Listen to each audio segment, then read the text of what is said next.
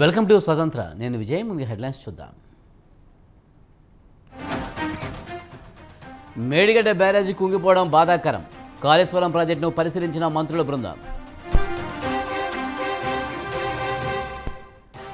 కాకినాడలో బిజీగా పవన్ కళ్యాణ్ నియోజకవర్గ ఇన్ఛార్జీలతో సమావేశం.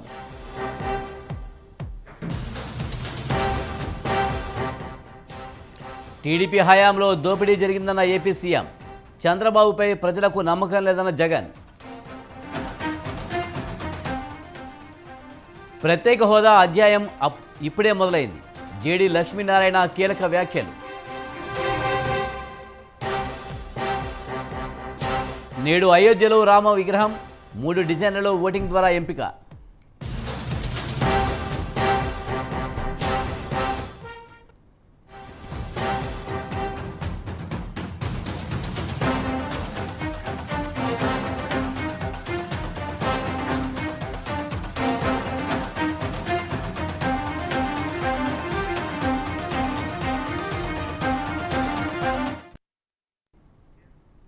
లక్ష కోట్ల కాళేశ్వరం ప్రాజెక్టులో భారీ అవినీతి జరిగిందని అన్నారు మంత్రి ఉత్తమ్ కుమార్ రెడ్డి. మేడిగడ్డలో మంత్రులు ఉత్తమ్ కుమార్ రెడ్డి, శ్రీధర్ రెడ్డి, పొంగిలేటి, కోమటిరెడ్డి వెంకటరెడ్డి, పొన్నం ప్రభాకర్లు పర్యటిస్తున్నారు. మేడిగడ్డ నిర్మాణంపై అధికారులు రూపొందించిన పవర్ పాయింట్ ప్రజెంటేషన్ను పరిశీలించారు. ఈ నేపథ్యంలో మేడిగడ్డ పిల్లర్లు కుంగుబాటుపై మంత్రి ఉత్తమ్ ఆగ్రహం వ్యక్తం చేశారు. అక్టోబర్ 21న మేడిగడ్డ పిల్లర్ కుంగిందని, అయినా అప్పటి సీఎం కేసీఆర్ ఈ అంశంపై ఒక్కసారి కూడా మాట్లాడలేదన్నారు. 3 ఏళ్లలో ప్రాజెక్టు కుంగడం సిగ్గుచేటన్నారు. అన్ని విషయాలను త్వరలోనే నిర్ధారణ చేస్తామని చెప్పారు.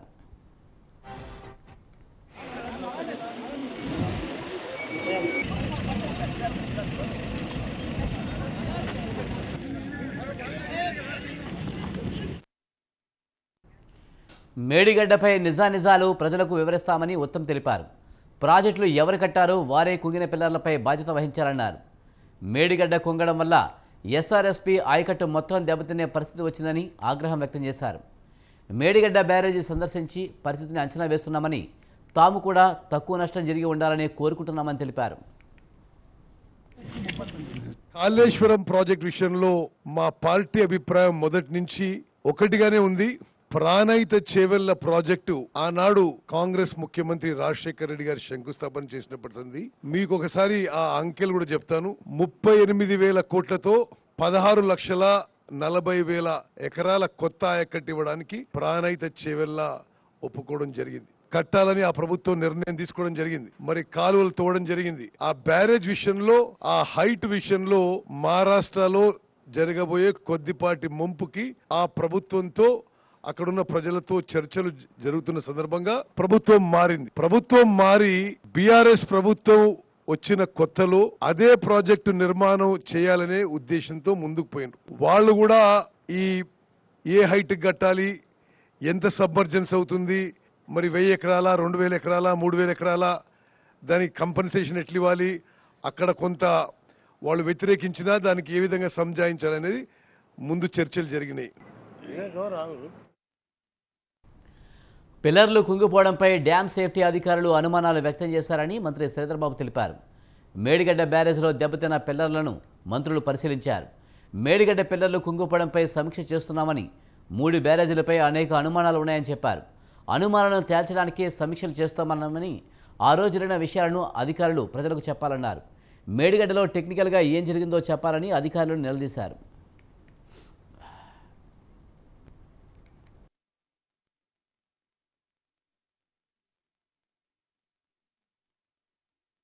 మొదటిది, రాష్ట్రం విభజన జరగక ముందు ఆనాడున్న ప్రభుత్వం, కాంగ్రెస్ ప్రభుత్వం 152 మీటర్ల లెవెల్లో పర్మిషన్ కావాలని పక్క రాష్ట్రంతో చాలా సంవత్సరాల నుంచి ఆ క్లియరెన్స్ పెండింగ్ ఉన్నది. 158 అని, చివరికి 156 అని, చివరికి 152 మీద అలానే స్ట్రిక్ ఆన్ అయింది. అప్పుడే దివంగత నేత రాజశేఖర రెడ్డి గారి టైంలో డ్యాము లెవెల్ ఫిక్స్ కాకపోయినా ప్రాణహిత చేవెళ్ల ద్వారా మిగతా పనులన్నీ చేపట్టి డ్యాము లెవెల్ ఫిక్స్ చేసే దాంట్లో అంతర్రాష్ట్ర పక్క రాష్ట్రంతో ఆ ఒడంబడికతో చర్చల్లో ఉన్నారు. ఇందాక మా ఇరిగేషన్ మంత్రి వారు అన్నట్లు ఆనాడు దాని కాస్టు సుమారు 38,000 కోట్లు. ఆయకట్టు వచ్చేసి సుమారుగా 12,80,000, సుమారు 13 లక్షల ఎకరాలు ఆయకట్టు. ఇందాక ఈఎన్సీ గారు అంటున్నారు పాత ఆయకట్టుని స్టెబిలైజేషన్ చేసేది దీంట్లో ఇన్కార్పొరేట్ చేయలేదు అని. డెఫినెట్గా దాన్ని కూడా ఇన్కార్పొరేట్ చేయాల్సిన అవసరం ఉంది. తర్వాత రాష్ట్రం ఏర్పడిన తర్వాత నేను చాలా తెలివిగా యాక్ట్ చేశాను. 152 మీటర్లకి గత ప్రభుత్వం ఉమ్మడి ఆంధ్రప్రదేశ్లో కొట్లాడిన గవర్నమెంట్ను కాదని ఒక మంచి ఆలోచనతో నేను 148 మీటర్లకే అనేక ఇంటర్నల్ ఒప్పందాలు మీన్స్ ఆ రాష్ట్రానికి కూడా కొంత బెనిఫిట్ ఇచ్చే విధంగా ఈ 148 మీటర్ల ఒప్పందాన్ని తీసుకొచ్చారు. 148 మీటర్ల ఒప్పందం మనం తీసుకొచ్చేది కాదు. ప్రతి మీ ప్రజెంటేషన్లో ఆనాడు ఆ మహారాష్ట్ర గవర్నమెంటు 148 మీటర్లకని వాళ్ళు స్టార్టింగ్ నుంచి ఏ వర్డ్ అన్నారో చివరి వరకు ఆ 148 వరకే ఒప్పుకున్నారు. మళ్ళీ వాళ్ళు ఫస్ట్లో వాళ్ళు అడిషనల్ డిమాండ్స్ ఏం పెట్టలే. ఒకవేళ మీరు పవర్ ప్రాజెక్టు పెడితే దాంట్లో మాకు షేర్ రావాలి, మా ఆయకట్టు ఇంతకి వాటర్ మేము వాడుకుంటాం, XYZ అనే టర్మ్స్ ఏమీ దాంట్లో పెట్టలేదు. ఏదైతే 148 మీటర్లు అనే తెచ్చేది ఆతృతతో అడావుడిగా ఏదో నా మార్కు కనపడాలని తాపత్రయం కనపడుతుంది తప్ప రాష్ట్ర ప్రయోజనాలని అక్కడ వదిలేసిన మాట వాస్తవమా కాదా? Number 1 point. నెంబర్ 2, డ్యామ్ కట్టారు సార్, మీ టెండర్స్ ఎలా జరిగి, టెండర్లో క్వాలిఫికేషన్స్ ఏంటి, ఇతరత్ర ఏంటి, ఎలా కట్టారు, మీ క్వాలిటీ ఏంటి అనేది కాదు. మీరు ఏదైతే డ్యామ్ కట్టేటప్పుడు ఏవైతే సేఫ్టీ మెజర్స్ తీసుకుంటారో లేకుంటే ఆ టెక్నికల్గా డిజైన్స్ అప్రూవ్ చేస్తారో యాజ్ పర్ శాంక్షన్ చేసేటప్పుడు మీరు అప్ స్ట్రీమ్ కట్ ఆఫ్ వాలు, డౌన్ స్ట్రీమ్ కట్ ఆఫ్ వారు మీరు డయాఫ్రమ్ వాలు RCC కాంక్రీట్తో వేయాలన్నది మీకున్న నామ్స్. దాన్ని మీరు డీవియేట్ అయి నిజంగా మీరు RCCతో కట్ ఆఫ్ వాల్ వేసి ఉంటే కట్ ఆఫ్ వాల్ వేసి దాని మీద మీరు ర్యాఫ్ట్ వేసి ర్యాఫ్ట్ మీద డ్యామ్ మీరు పర్ఫెక్ట్గా కట్టి ఉంటే మీకు వాటర్ ఇన్లెట్ అయి ఉండకపోతే ఈనాడు ఈ మేడిగడ్డ కానీ దీనిపైనున్న డ్యామ్ కానీ ఆ పైనున్న డ్యామ్ కానీ ఈ ప్రమాదం జరిగి ఉండేదా? మీకు ఈ పర్మిషన్స్ ఇచ్చేటప్పుడు కాంట్రాక్టర్కి డయాఫ్రమ్ వాలు ఆబ్లిక్ ఇంకొక టర్మినాలజీ ఏదో పెట్టారు, సెకండ్ పాయింట్ అని పెట్టారు, సెకండ్ పైల్. సో ఈ సెకండ్ పైల్ ఏదైతే ఉందో ఈ సెకండ్ పైల్ ఫెయిల్ అవటం వల్లనే కదా ఈనాడు ఆ వాటర్ ఇన్లెట్ అవ్వటం వల్లనే డ్యామ్ కింద ఉన్న sand day by day deplete అయి ఆ క్యావిటీ ఏదైతే ఏర్పడిందో క్యావిటీలోకి ఆ డ్యామ్ షింక్ అయింది. లేకుంటే ఇంకొక డ్యాము క్రాకులు ఇచ్చింది, ఇంకొక డ్యాము ఇబ్బందుల్లో ఉంది. నిజంగా మీరు డయాఫ్రామ్ వాల్ కట్టి ఉంటే మీ రీజన్స్ లో ఏం రాసుకున్నారు? టైం తీసుకుంటుంది, యుద్ధ ప్రాతిపదిక మీద కట్టాలి, యుద్ధ ప్రాతిపదిక మీద కట్టి తెలంగాణ ప్రాంతాన్ని సస్యశ్యామలం చేయాలి. Okay, concept is good. ఏదైతే మీరు ఈనాడు 1,00,000 కోట్ల పైగా ఖర్చు పెట్టారో ఇంజనీర్లైన మీరు, అధికారులైన మీరు, డ్రాయింగ్లు ఇచ్చిన వాళ్ళైనా కానీ ఎక్కడైనా గోదావరి మీద కానీ మహానదుల మీద ఇటువంటి డ్యాములు కట్టేటప్పుడు ఇటువంటి కాన్సెప్ట్తో మీరు upstream cut off, downstream cut ఆఫ్ని ఏ రకంగా కట్టాలో పరిగణలోకి తీసుకోవాల్సిన అవసరం ఉంది కదా. మీరు ఎందుకు తీసుకోలేదు అనేది నా ఫస్ట్ క్వశ్చన్. సెకండ్ క్వశ్చన్, మీరు డ్యామ్ కట్టిన మరుసటి సంవత్సరమే ఇందాక ఈఎన్సీ గారు చెప్పినట్లు మేము ఎక్స్పెక్ట్ చేసిన 28 లక్షల క్యూసెక్కులు డ్యామ్ కట్టిన 2వ సంవత్సరమే సర్ప్లస్ అయింది అంటున్నారు. ఎస్, మీరు ఏదైతే ఎస్టిమేట్ చేశారో 28 లక్షలకో 30 లక్షలకో ఎస్టిమేట్ చేశారు. ఈ 28 లక్షలు 30 లక్షలు మీరు ఎస్టిమేట్ చేసిన క్యూసెక్లు డిశ్చార్జ్ అయినప్పుడు మీ డ్యాములు డౌన్ స్ట్రీమ్ లో ఏదైతే ప్రొటెక్షన్ వర్క్స్ చేశారో ప్రొటెక్షన్ వర్క్స్ ఒక్క ఫ్లడ్ కే వాష్అవుట్ అయ్యాయి. అసలు ఏమి మీరు డిజైన్ చేసినట్టు ఆ ఫ్లడ్ కి డౌన్ స్ట్రీమ్ లో మీరు ఏదైతే ప్రొటెక్షన్ వర్క్స్ చేశారో ఇవాళంతా శాండ్ మేత వేసిందో ఏదైతే మీరు హెవీ బ్లాక్స్ తో మేము ప్రొటెక్షన్ వర్క్ చేశామంటున్నారో అవన్నీ వాష్అవుట్ అయ్యి మీరు ఏదైతే డౌన్ స్ట్రీమ్ కట్ ఆఫ్ కూడా ఎక్స్పోజ్ అయిన మాట నిజమా కాదా? దానికి ఈ రోజు వరకు మీరు రెమెడీ ఏం చేశారు? Second point. థర్డ్ పాయింట్, ఏదైతే ఈరోజు కుంగిపోయింది 2022 ఏప్రిల్ 28 నాడు, మరి ఎగ్జిక్యూటివ్ ఇంజనీర్ అతనే ఉన్నాడా మారాడా నాకు తెలియదు. 2022 ఏప్రిల్ 28వ తారీఖు నాడు మీ ఎగ్జిక్యూటివ్ ఇంజనీర్ ఏదైతే ఇక్కడ ఈనాడు కూలిపోయిందో ఏదైతే షింక్ అయిందో ఇక్కడ ప్రమాదం ఉంది, ఇక్కడ హెవీ సీపేజ్ వస్తుంది, ఈ సీపేజ్ ని ఇమీడియట్లీగా మీరు రెక్టిఫై చేయకపోతే డేంజర్ ఉందని మీ ఎగ్జిక్యూటివ్ ఇంజనీర్ మీ పై అధికారులకు ఏదైతే కన్స్ట్రక్షన్ చేసిన కంపెనీలకు లెటర్లు రాశారు. దాని మీద ఆ రోజే మీరు శ్రద్ధ తీసుకొని ఉంటే ఆనాడు ప్రభుత్వం ఆనాడున్న ముఖ్యమంత్రి ఇరిగేషన్ శాఖ మంత్రిగా ఉన్న ముఖ్యమంత్రి గారు మీరు శ్రద్ధ తీసుకొని ఉంటే ఈనాడు ఈ డ్యామ్కి మీరు చేసిన తప్పులు కొంతైనా శ్రద్ధ తీసుకొని ఉంటే మళ్లీ వాటర్ లేని టైంలో రెక్టిఫై చేసి ఉంటే ఈనాడు ఈ పరిస్థితి వచ్చి ఉండేదా? దాని మీద ఉన్నతాధికారులు ఏం చర్య తీసుకున్నారు? దాన్ని బాధ్యులను ఎవరిని చేశారు? ఎమ్మెల్సీ పదవుల కోసం చాలామంది కాంగ్రెస్ నేతలు ఆశలు పెట్టుకున్నారు.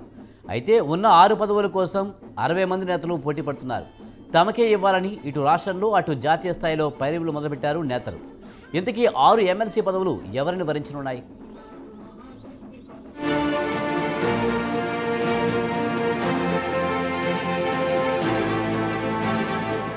శాసన మండలిలో 6 ఎమ్మెల్సీ స్థానాలు ఖాళీ కానున్నాయి. వాటి కోసం కాంగ్రెస్ నేతల నుండి తీవ్ర పోటీ ఉండబోతోంది. అధికార పార్టీ కావడంతో ఎమ్మెల్సీ స్థానాల్ని దక్కించుకోవాలని పలువురు మాజీ మంత్రులు, పోటీ చేసి ఓడిపోయిన హస్తం నేతలు పైరవీలు మొదలుపెట్టారు. ఇటీవల ఢిల్లీ వెళ్లి హైకమాండ్తో చర్చలు జరిపిన సీఎం రేవంత్ ఎమ్మెల్సీల అంశాన్ని కూడా చర్చించినట్టు సమాచారం. పార్టీ కోసం కష్టపడ్డ వారికి, పార్టీకి విధేయులుగా ఉన్న వారికి అవకాశం ఇవ్వాలని కాంగ్రెస్ భావిస్తోంది.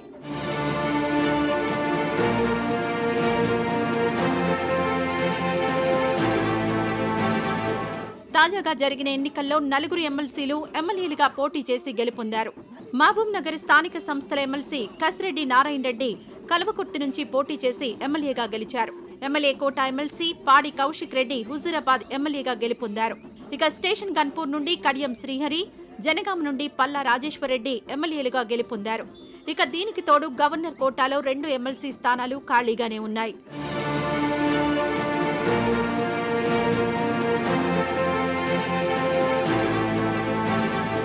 ప్రస్తుతం మండలిలో 30 మంది బీఆర్ఎస్ ఎమ్మెల్సీలున్నారు. కాంగ్రెస్ పార్టీ ఎమ్మెల్సీగా జీవన్ రెడ్డి ఒక్కరే ఉన్నారు. మండలిలో పట్టు కోసం బలమైన వాగ్దాటి కలిగిన నేతలను ఎమ్మెల్సీలుగా ఎంపిక చేయాలని కాంగ్రెస్ భావిస్తోంది. ఇదే అంశాన్ని ఇటీవల ఖర్గే, కేసీ వేణుగోపాల్ ముందు చెప్పిన రేవంత్ 6 ఎమ్మెల్సీ స్థానాల కోసం ఒక లిస్టు కూడా సిద్ధం చేసినట్టు తెలుస్తోంది.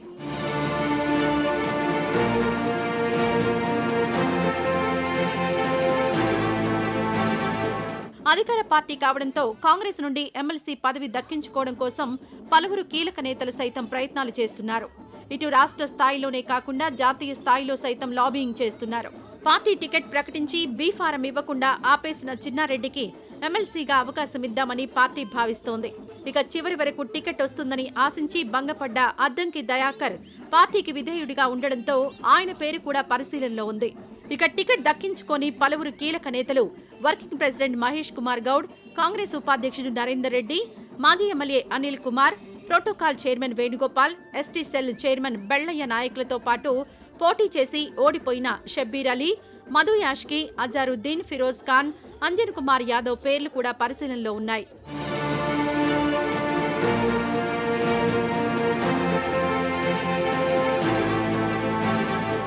ఇటీవల ఎన్నికల్లో తెలంగాణ జనసమితి కాంగ్రెస్ పార్టీకి బేషరతుగా మద్దతు తెలిపింది.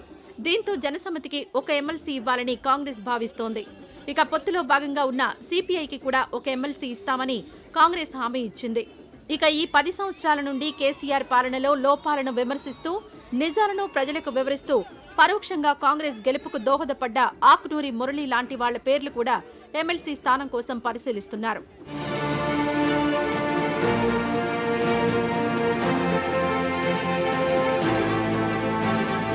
కేవలం 6 ఎమ్మెల్సీ ఖాళీ స్థానాల కోసం 10ల సంఖ్యలో పోటీ ఉంది.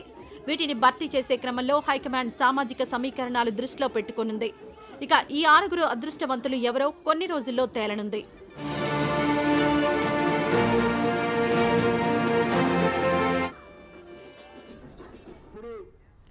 విజయవాడ నగరంలోని పాత ప్రభుత్వ ఆసుపత్రిని కేంద్ర ఆరోగ్య శాఖ మంత్రి మన్సుఖ్ మాండవీయ సందర్శించారు.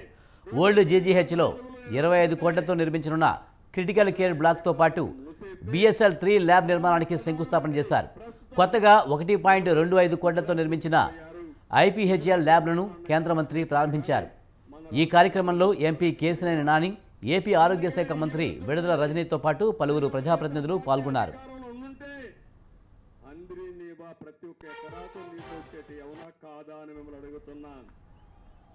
ఆయుష్మాన్ భారత్ ద్వారా 5 లక్షల వరకు ఉచితంగా చికిత్స అందిస్తున్నామని కేంద్ర మంత్రి మన్సుఖ్ మాండవీయ తెలిపారు. గ్రామీణ స్థాయిలో హెల్త్ వెల్నెస్ సెంటర్లని జిల్లా ఆసుపత్రులు, ఎయిమ్స్ లాంటి సంస్థలతో అనుసంధానం చేశామన్నారు.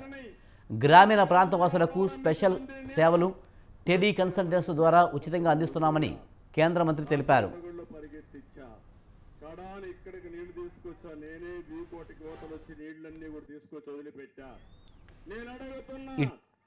పార్లమెంట్ ఎన్నికల పండుగకు వేళ సమీపిస్తుంది. పెద్ద పండుగ దాటాక ఎన్నికల పండుగ సంబరాలు మొదలైపోతాయని సర్వత్రా చర్చలు జరుగుతున్నాయి. ఏపీలో అధికారంలో ఉన్న వైసీపీ అప్పుడే ఎన్నికల అభ్యర్థుల కసరత్తు మొదలెట్టేసింది. సిట్టింగ్ ఎమ్మెల్యేల మార్పులు చేర్పులు, వైసీపీ నేతలతో చర్చలు వగేరా వగేరా విషయాల్లో వైసీపీ అధిష్టానం బిజీగా ఉంది. ఈ నేపథ్యంలో ఉమ్మడి కర్నూలు జిల్లాకు చెందిన వైసీపీ సిట్టింగ్ ఎమ్మెల్యేలను ఆ పార్టీ అధిష్టానం తాడేపల్లికి పిలిచి చర్చలు జరిపింది. ఆ కథాక్రమం విషయంలో ఇప్పుడు చూద్దాం.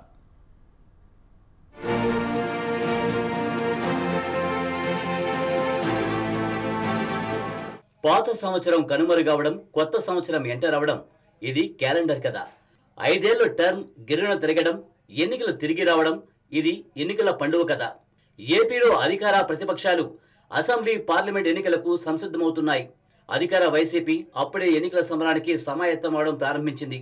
సిట్టింగ్లను ఒక్కొక్కరనే తాడేపల్లికి పిలిచి చర్చలు సాగిస్తుంది.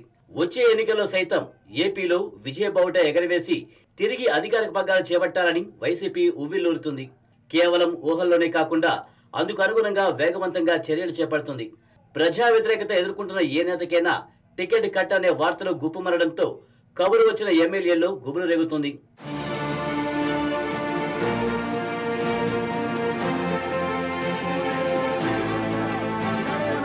వైసీపీ అధిష్టానం ఒక్కో ఎమ్మెల్యేను తాడేపల్లికి పిలుస్తుంది.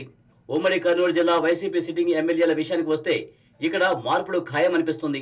వరుసగా ఆలూరు, ఆళ్లగడ్డ నియోజకవర్గాల ఎమ్మెల్యేలతో చర్చించిన పార్టీ అధిష్టానం తాజాగా ఎమ్మిగనూరు ఎమ్మెల్యే ఎర్రకోట కేశవరెడ్డికి ఆహ్వానం పంపింది. అదేవిధంగా కర్నూలు మాజీ MP Butta Renuka, Veerashaiva Lingayat chairman why రుద్రగౌడ్కు party అధిష్టానం నుంచి పిలుపు వచ్చింది. దీంతో వీరందరూ విజయవాడకు చేరుకున్నారు. వృద్ధాప్యం కారణంగా ఎమ్మెల్యే ఎర్రకోట కేశవరెడ్డి సీటును మరొకరికి ఇవ్వవచ్చునని పార్టీలో చర్చలు జరుగుతున్నాయి. అయితే రాబోయే ఎన్నికల్లో తమ కుమారుడికి టికెట్ ఇవ్వాలని ఎమ్మెల్యే ఎర్రకోట కేశవరెడ్డి కోరుతున్నట్లు తెలుస్తుంది. ఈ పరిణామాల దృష్ట్యా ఎమ్మిగనూరు టికెట్ విషయం త్వరలోనే కొలికి రావచ్చునని పార్టీ శ్రేణులు భావిస్తున్నాయి.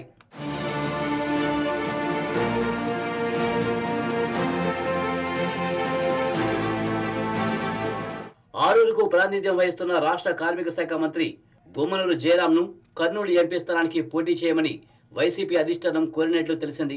అయితే జయరాం ఈ విషయంలో ఎటు తేల్చుకోలేకపోతున్నట్లు సమాచారం. అయితే జిల్లాలో బోయి సామాజిక వర్గం ఓటర్లను దృష్టిలో ఉంచుకుని ఈ ఎంపీ స్థానాన్ని బీసీలకే కేటాయించాలని వైసీపీ యోచిస్తున్నట్లు తెలుస్తోంది. ఆళ్లగడ్డ నియోజకవర్గంలో అభ్యర్థిని మార్చే అవకాశం ఉన్నట్లుగా జోరుగా ప్రచారం సాగుతుంది. ఆళ్లగడ్డ ఎమ్మెల్యే గంగుల బిజేంద్రనాథ్ రెడ్డి స్థానంలో ఆయన కుటుంబ సభ్యులను పరిశీలిస్తామని వైసీపీ అధిష్టానం తెలియజేసినట్లు సమాచారం.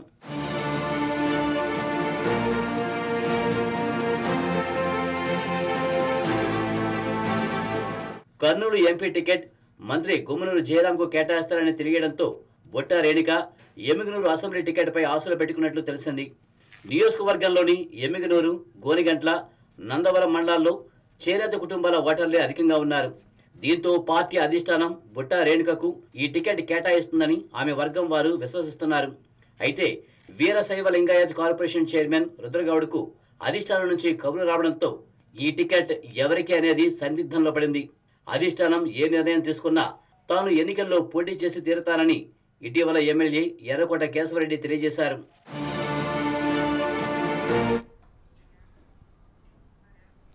ఇవి ఈ బిడ్డ విశేషాలు. చూస్తూనే ఉండండి స్వతంత్ర.